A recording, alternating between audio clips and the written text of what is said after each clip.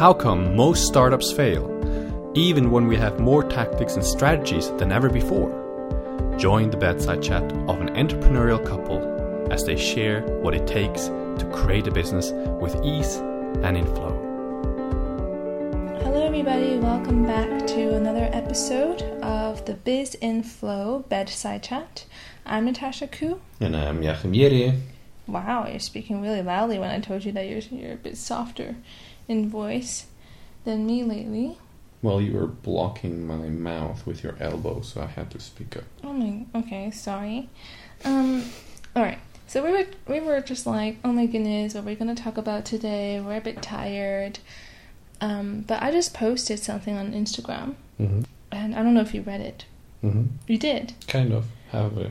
Okay, so it's about taking the plunge, because we've been discussing who exactly we're working with and what it is that we're helping people to do, and we're slowly kind of steering away from just the whole solopreneurship thing, but just more helping people who wish to take this plunge, as in they don't feel like they either get joy from work anymore, they're almost like reaching burnout within their career, or they're starting to see how, I don't know, maybe climbing the corporate ladder has become meaningless or just a big life energy drain.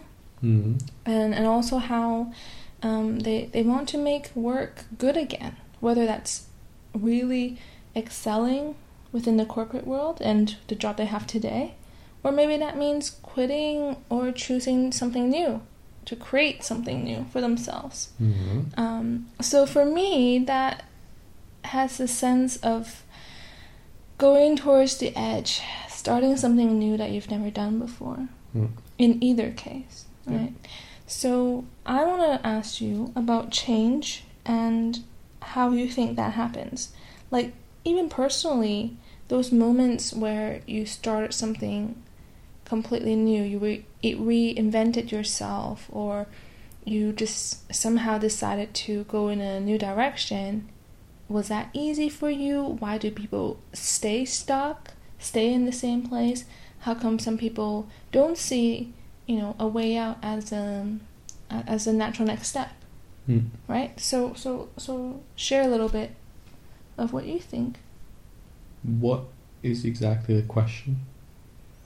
Well, one question. Okay, for you, in moments where you took the plunge and you started something new, or when you reinvented yourself, something like that, what created the change? Like, what made you decide to do something that you didn't have any control over because it's a future, you're unsure, it's new? So how did that change come about for you? How do you create that change for yourself? Well, this might sound really stupid, but you either want to do it or you don't. And if you're saying you want to do it and you're not taking the action, you don't want to do it. Because you either are committed, like for example, if you want to fly to LA, you are going to buy a ticket or find a way to fly there. And if you're saying, I want to fly to LA, and you're actually not doing any steps towards flying to LA, you are not wanting to fly to LA. You're not committed to do it. It's a nice to have thing. So the first thing is kind of to ask yourself, what do you actually want? I mean, become clear, give yourself permission to spend some time to actually dive into and uncover what is it that you want in your life? What is it you want to do? And, go beyond just the limitations and boundaries that you think you have of what you think is realistic or possible, and just start dreaming, because that's the first step. And also, I mean, in my case, in some of the different places I've been, there was also just a lot of discomfort and a lot of unhappiness that I felt. And I was like, I want to get out of it, because back then it looked to me like it was in the situation. Well, that's what also motivated me to move into different directions. It sounds simple, isn't it? I mean, if our life is made of tiny choices, why wouldn't a big shift just come from multiple small choices that you make, right? But the choice needs to be made, right? And I think I talked about the whole action comes from taking a stance and actually doing something, and that's where momentum begins, right? So that's a really good point to come back on again. And look, it's your life. It's your life. You have the freedom and the power to stay where you're at, and that's fine with me. No, it's your life.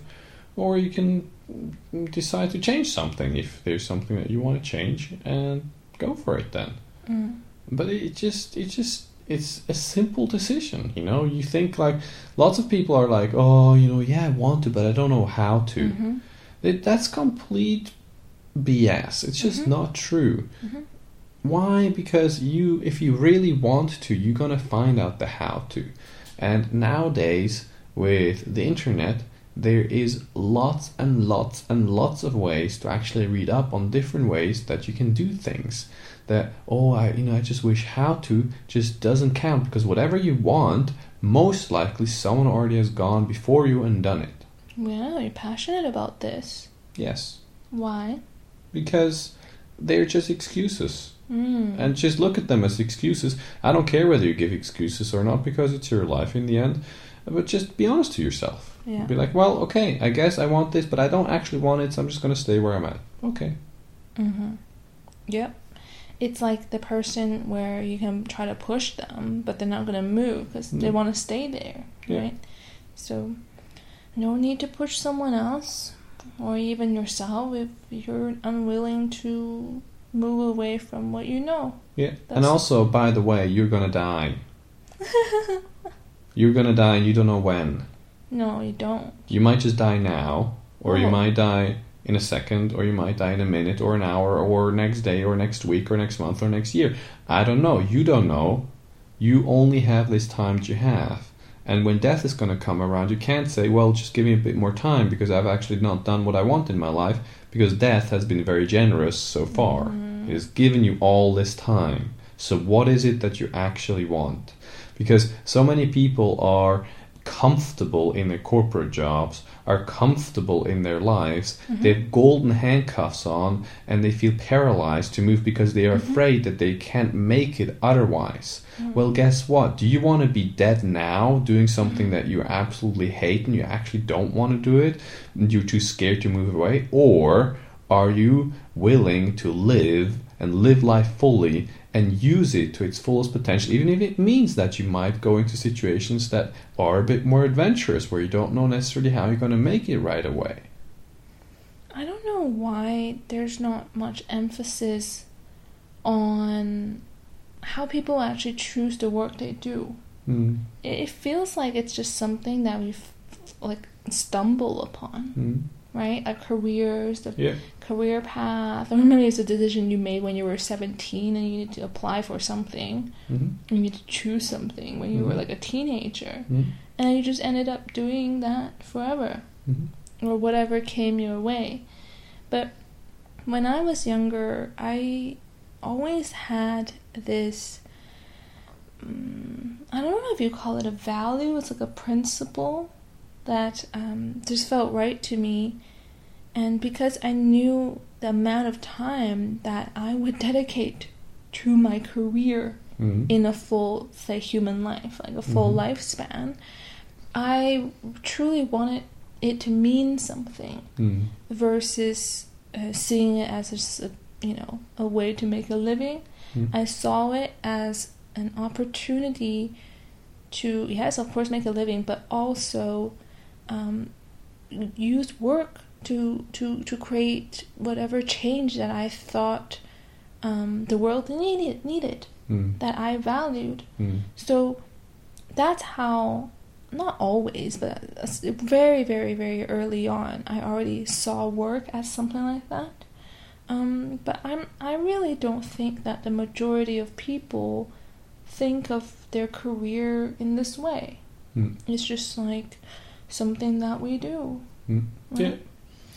It's expected of you. You just try to somehow fit in, make compromises, and maybe feel a very unhappy, unfulfilled life. Mm-hmm.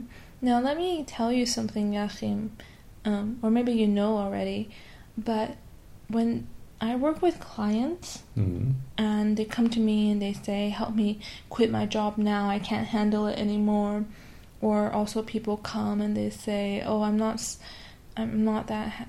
feeling my work anymore. I'm not getting the joy I used to get out of it.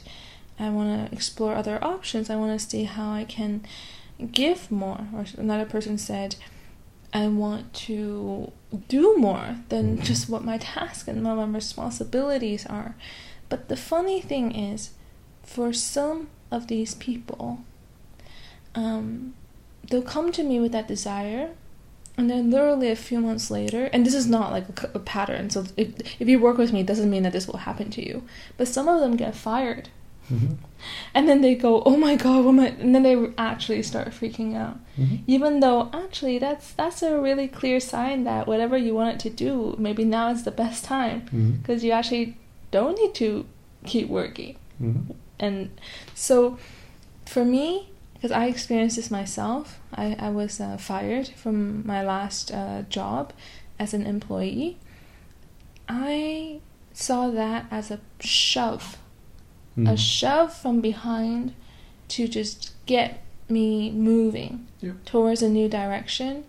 And I gotta say that in those moments where you are being shoved by life, it's as if someone pulled a rug underneath you, or someone push you forward.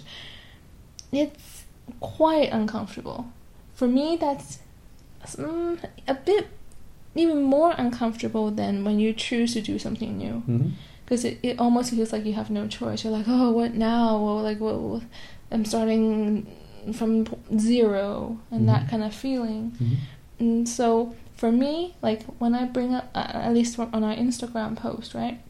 Our Facebook post, it's really, for me, there's just two choices. If you actually want to make today the day of change, you either say yes to it, you do something about it, or the life will just shove you forward.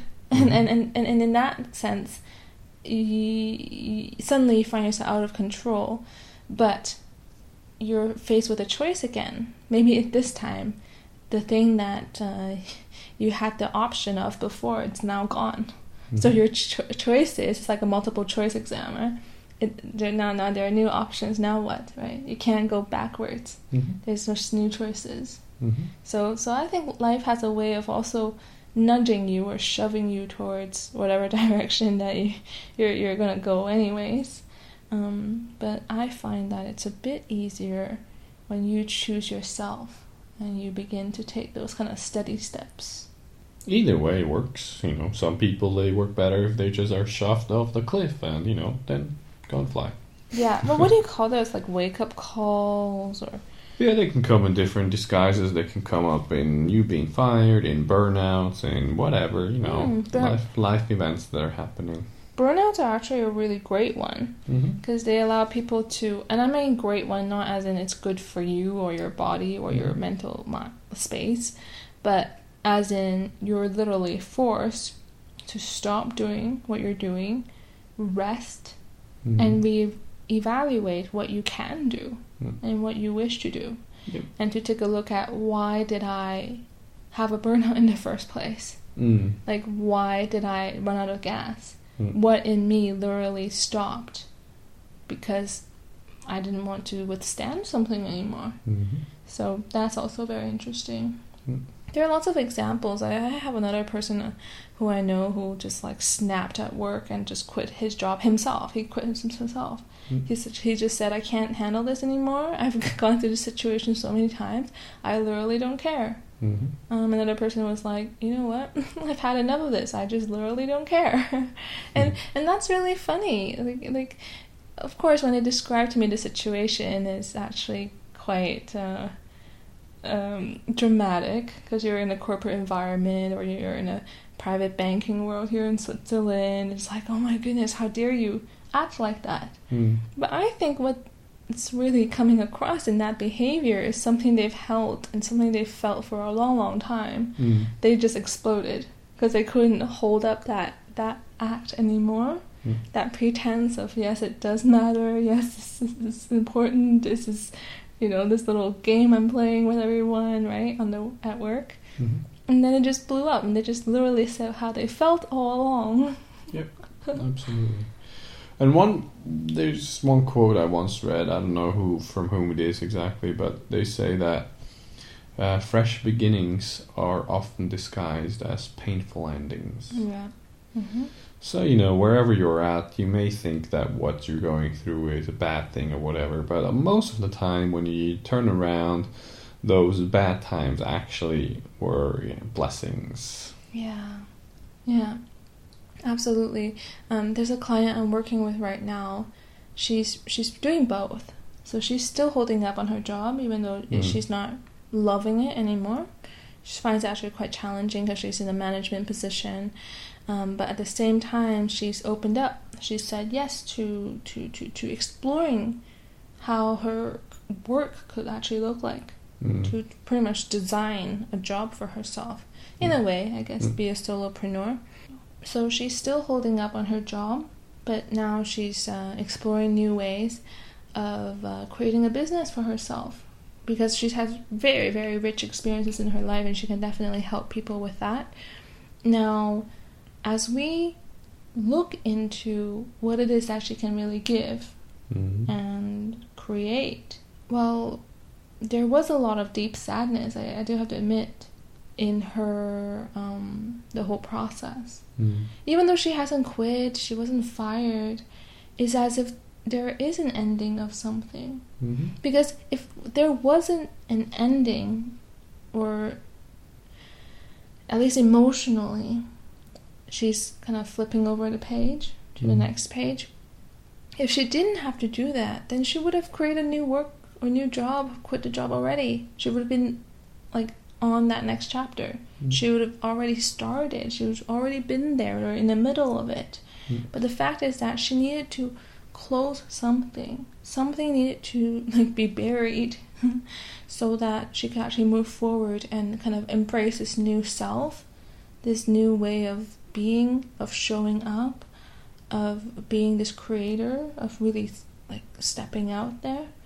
And so for her, it really has been this kind of bittersweet phase. And I think sometimes you don't have to go through it, but sometimes it is necessary that you truly, truly accept, you make peace with what you've been through, right? What you've done until now, even if you don't like it. You say goodbye to the self who would never take that action. Who would never create that business. You say goodbye to her, and then you're there. You're there to start that. So that's a process I'm going through with a client right now. And of course, the sadness or the pain or the grief, I would say it's grieving too. It doesn't stay forever, but sometimes we can have that up and down experience. If you want to reinvent yourself and become independent of being employed in a certain job, you have to start to think differently than an employee. And I say this deliberately because our education system is geared towards spitting out loyal employees who are following instructions. And it does take a little bit of rethinking and thinking in different ways that you can find new ways of how you can actually make money and earn money. So for example, we are conditioned to a large degree to exchange money, our time for money. That is all kinds of different ways, which some of you who are in this podcast might have heard, where you can create money in different ways, because money really goes where there is perceived value. That's all there is to it. So if you can find what people are valuing and provide it, then you can make money. It's as simple as that. And so I do recommend, to listen to podcasts like this and other podcasts and read books from entrepreneurs and all of that, just to kind of, get a feel of how other people think and how they see the world. Because there are people out there living the life that you want to live, So get out there and find out how they are perceiving the world, so you can start reinventing yourself in a way that is suiting for you. Mm-hmm. I just gotta say, and I'm not here to gloat. I really am not. Mm-hmm. But how we live and just the time, the freedom in time, Mm-hmm. and also in location, Mm-hmm. And also the relationships we have with our clients, or even the freelancers or the people who work for us. It's really beautiful. It's like true friendship, like such care and such connection and such giving. And sometimes it just baffles me that people still have to stay within the work of 40, 50 hours.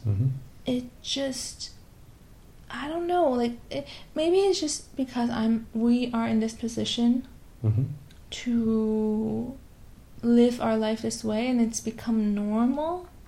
And I'm sure, quite a few years ago, when I was still working full-time, normal person, I thought that was normal. I would think that this would be crazy. But once you get the perspective and you go, oh my goodness, that could be my new normal, or this is my new normal, then things begin to look a bit crazy to you.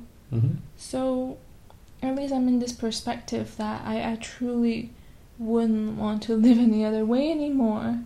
I don't want to be stuck, commuting for like an hour one way. Yeah, sitting there very early in the morning, and dreading, going to my computer with the Excel spreadsheet or with the meetings, and just not really caring. It's just, and of course, when it comes down to it, you can be happy wherever you are, in whatever situation. Yeah, we're not promoting that you have to quit your job. It's simply you doing actually whatever you want to do. But it's more of like, what kind of new normal do you wish to create for yourself? Yep. Now, this is our new normal, and the old normal now seems ludicrous to me. Nor do I want to go there anymore.